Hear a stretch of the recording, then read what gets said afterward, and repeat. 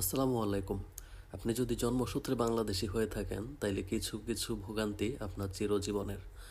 আর আপনি যদি প্রবাসী হয়ে থাকেন সেই ভোগান্তি আরও দ্বিগুণ।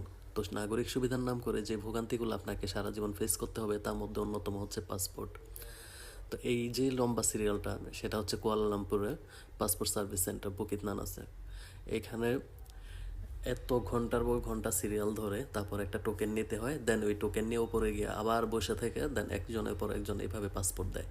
এই পাসপোর্টটা পাইতে কারো সময় লাগে 3 মাস, কারো 4 মাস, কারো 5 মাস, কারো বা এভাবে এরকম কম বেশি হইতেই থাকে।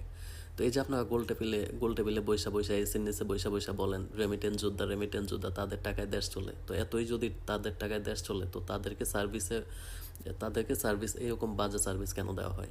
হ্যাঁ, মানে আমি আমি একটা পাসপোর্ট করব 2025 সালে, এটা আধুনিকায়নের এই যুগে আইসাও যদি এরকম ঘন্টা পর ঘন্টা এরকম রোদে পড়ে দাঁড়িয়ে একটা দেশে পাসপোর্ট কালেক্ট করতে হয় তাহলে সেই বিষয়ে আমার আর কিছু বলার নাই। আপনাদের ব্যবস্থাপনা এত অনিয়ম, এত ঝামেলা, এত ত্রুটিপূর্ণ কেন আমি সেটা জানি না। আর কবে এই ভোগান্তি শেষ হবে আমি জানি না।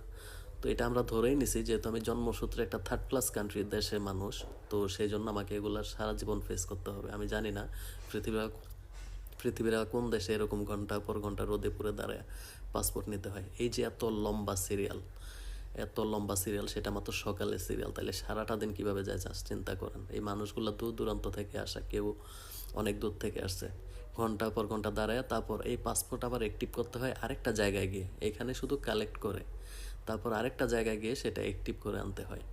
এইরকম ভোগান্তি কেন?